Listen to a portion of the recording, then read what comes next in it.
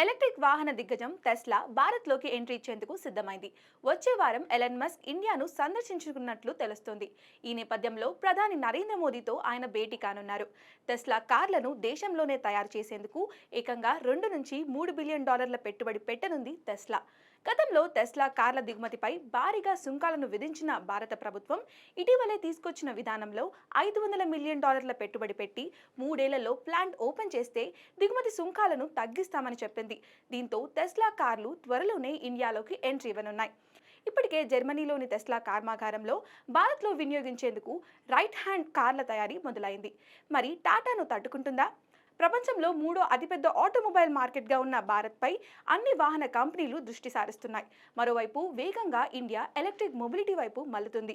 2030 నాటికి 30% ఎలక్ట్రిక్ వాహనాలు రోడ్లపై తిరగాలని ప్రభుత్వం లక్ష్యంగా పెట్టుకుంది. అయితే టెస్లా భారత్లోకి ఎంట్రీ ఇచ్చిన దేశీయ కార్ మేకర్ దిగ్గజాలు టాటా మోటార్స్, మహీంద్రా అండ్ మహీంద్రాలను తట్టుకొని నిలబడాలి.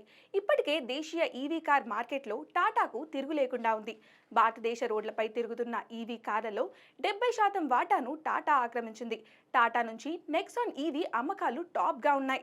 దీంతో పాటు టిగోర్ ఈవీ వెర్షన్లు కూడా ఉన్నాయి. ఇటీవలే పంచ్ ఈవీని కూడా ఇంట్రడ్యూస్ చేసింది.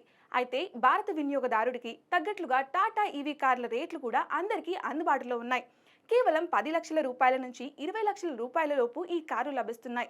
ఇక టెస్లా విషయానికి వస్తే దాని లోయెస్ట్ మోడల్ 3 ధర ఇండియాలో 39 లక్షల రూపాయలుగా ఉండే అవకాశం కనిపిస్తుంది. మరి ఇంత ధర పెట్టి వినియోగదారుడు ఈ కార్లను కొనుగోలు చేస్తారా అనేది పెద్ద ప్రశ్న. మరి టెస్లాకు ప్రధాన పోటీ ఏంటో చూద్దాం. మొదటిది మహీంద్రా. ఇప్పటికే టెస్లాకు పోటీ ఇచ్చేందుకు టాటా సిద్ధంగా ఉంది. ఇక దేశీయ మార్కెట్లో మరో దిగ్గజ కంపెనీ మహీంద్రా అండ్ మహీంద్రా కూడా ఈవీ మార్కెట్లో తన స్థానాన్ని పటిష్టం చేసుకునేందుకు చూస్తుంది.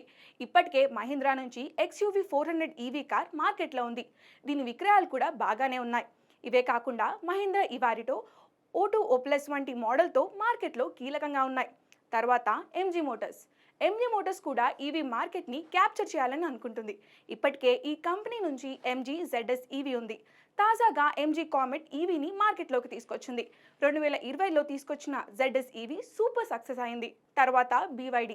చైనీస్ కార్ మేకర్ BYD ప్రపంచ ఈవీ మార్కెట్లో టెస్లాలో డైరెక్ట్గా పోటీ పడుతుంది. టెస్లాతో పోలిస్తే తక్కువ ధర, ఎక్కువ రేంజ్, ఎక్కువ టెక్ ఫీచర్లు BYD కార్లను ఊరిస్తున్నాయి. ఇప్పటికే ఈ కంపెనీ నుంచి BYD ఆటో 3, BYD సీల్ కార్లు ఉండగా ఇటీవలే BYD E6 మోడల్ని ప్రవేశపెట్టింది. 2022లో ప్రపంచవ్యాప్తంగా 1.85 మిలియన్ కార్లను విక్రయించిన టెస్లాను అధిగమించింది. బ్యాటరీ తయారీదారు నుంచి ప్రఖ్యాత ఈవీ కార్లు కంపెనీగా ఎదిగింది. ఆ తర్వాత హుందాయ్ కూడా ఈవీ రంగంలో తన ముద్ర వేయాలని అనుకుంటుంది. ఇప్పటికే ఈ కంపెనీ నుంచి కోనా ఈవీ కార్ మార్కెట్లో ఉంది. ఐయానిక్ 5 వంటి ప్రీమియం ఈవీ కార్ను తీసుకొచ్చింది. ఈ నెల ప్రారంభంలో హుందాయ్ మోటార్ కంపెనీ మరియు కియా కార్పొరేషన్ తమ ఎలక్ట్రిక్ వెహికల్ విస్తరణ ప్లాన్లో భాగంగా ఎక్సైడ్ ఎనర్జీ సొల్యూషన్స్ లిమిటెడ్తో MOU కూడా కుదుర్చుకుంది.